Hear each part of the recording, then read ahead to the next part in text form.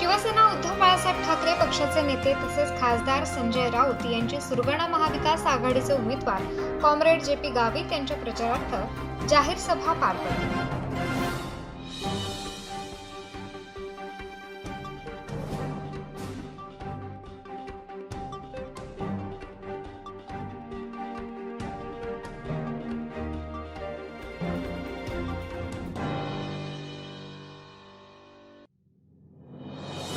या तुमच्या भागामध्ये सुद्धा गद्दारीची कीड लागलेली आहे. गाबे साहेब 50 कोटी इथे पण आले तो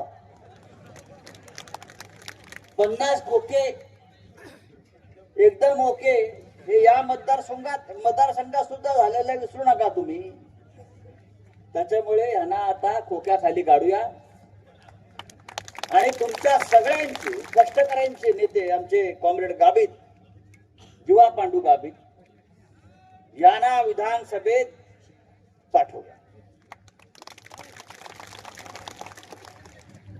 ही सभा जर नरेंद्र मोदीची असती तर काय झालं असतं माहिती आहे? असा मोठा मंडप टाकला असता, पंखे लावले असते, काही ठिकाणी एसी लावला असता, व्यासपीठावरती पण त्यांचा एसी असतो. पण या महाराष्ट्राच्या मातीतला हा आदिवासी बांधव, त्याला ऊन वारा पावसाची झुंज घेण्याची सवय आहे.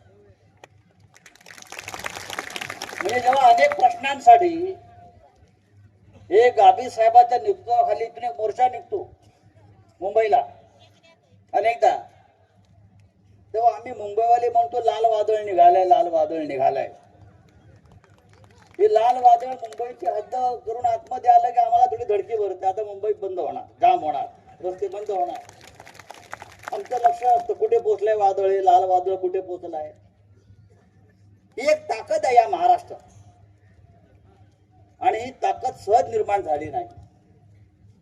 त्यासाठी या चळवळीतले कराड साहेबांसारखे, गाबी साहेबांसारखे अनेक नेते वर्षानुवर्ष शेतकऱ्यांसाठी, कामगारांसाठी काम करताना मला दिसतात.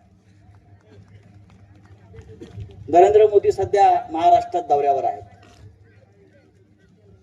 फार मोठ्या मोठ्या घोषणा करतात. 2 दिवसापूर्वी नरेंद्र मोदी झारखंडला होते. झारखंडला, बरं का, आदिवासी भाग आहे झारखंड. तिकडे जाऊन त्यांनी काय भाषण केलं आदिवासींवर की झारखंड मधल्या आदिवासींना सगळे अधिकार, हक्क, न्याय हक्क मिळायला पाहिजेत, त्यांच्या जमिनी मिळायला पाहिजेत. ज्या वन खात्याच्या जमिनीवरती आदिवासी आहेत त्यांना त्यांचा हक्क मिळायला पाहिजे. हे झारखंडला सांगतात. आदिवासींना नोकऱ्या मिळायला पाहिजे. पण महाराष्ट्रात आल्यावरती नेमकं उलट करतात. महाराष्ट्रात आदिवासींचा उल्लेख नाही, आदिवासींच्या हक्काचा उल्लेख नाही, शेतकऱ्यांच्या हक्काचा उल्लेख नाही, त्यांच्या विकासाचा संदर्भ नाही. असे हे ढोंगी भारतीय जनता पक्षाचे लोक आहेत. आणि हे ढोंग आपल्याला, हे नाटक यांचं आपल्याला उद्याच्या निवडणुकीमध्ये उखडून टाकायचं, लक्षात घ्या. आम्ही असं मानतो की या जमिनीचे खरे मालक, जंगलाचे खरे मालक, झाड, जमीन, जंगल याचे खरे मालक आमचे आदिवासी बांधव आहेत. पण आयुष्यभर त्यांच्या नशिबी कष्ट, त्याला त्यांचे हक्क मिळत नाही. सातत्याने लढे द्यावे लागतात आणि हे लढे देण्याचं काम आपल्या डाव्या चळवळीतले हे आपले सगळे नेते करत असतात. जंगलात जाऊन, आदिवासीत जाऊन काम करणं सोपं राहिलेलं नाही. आणि काही नेते होतात नितीन पवार सारखे, ते आदिवासींच्या मतांवर निवडून येतात आणि मग मुंबई सोडत नाहीत, पुणे सोडत नाहीत. आता आजचा पेपर मला मगाशी आमच्या एका सहकाऱ्यांना आणून दिला. काय विकास आहे आदिवासींचा? मांगलीदर नावाचं गाव आहे कळवण तालुक्यात, म्हणजे याच मतदारसंघात जवळजवळ. रस्ता नाही तिथे, मोबाईलचं नेटवर्क नाहीये.